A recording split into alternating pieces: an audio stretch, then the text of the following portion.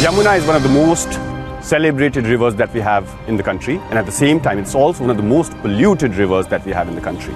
Yamuna water in Delhi is actually E-class, which means that it's not even fit for animal bathing, it's only fit for industrial cooling.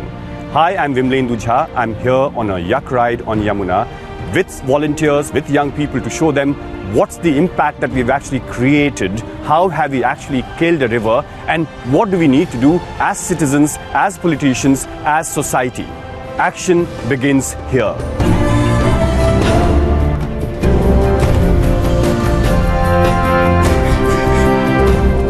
It's very, very interesting, but imagine the irony that in this frame you actually have metro, which is actually symbol of prosperity and Delhi's growth, and you have a pathetic, bubbly river. The issues that we actually have with Yamuna, of course, is of minimum flow. There's very little fresh water that is actually released into Yamuna. There are 17 drains that actually pump somewhere around 3,500 million liters of wastewater into the river every day, and you have lots and lots of plastic that is actually dumped into the river. So river is actually breathing for life, crying for life. We've actually would have taken somewhere around 10,000 young people on these yak rides in last 10 years to show them what Delhi's Yamuna looks like. There are about more than 1 crore people living in this city, and most of us just pass through the bridges and never get on the banks of Yamuna and don't even think about it. I think it's a very important step that all of us, like all the people in Delhi, because we are the major contributors, should come here and at least see what it feels like.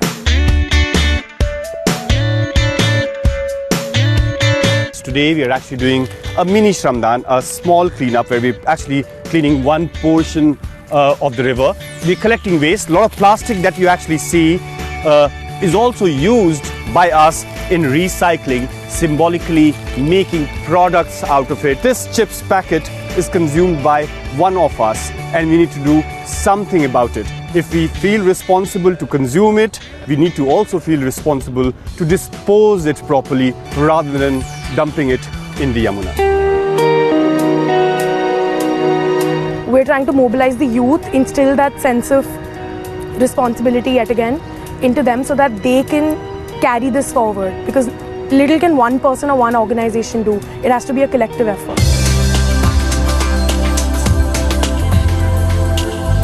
We are at Swechha office, which is actually India's first upcycled office. The entire office that you see is made out of waste. So these are bicycle parts collected from different parts of Delhi, and it's all made into a small little facade here. In this entire area, these are cola bottles that's actually made into a beautiful lamp, again collected from dustbins. These are motherboards from abandoned computers. These are actually false ceiling that you have at the airports, and this has been upcycled again. Everything in this office is actually made out of waste. Even our desks have been collected from different parts of Delhi. It was actually thrown.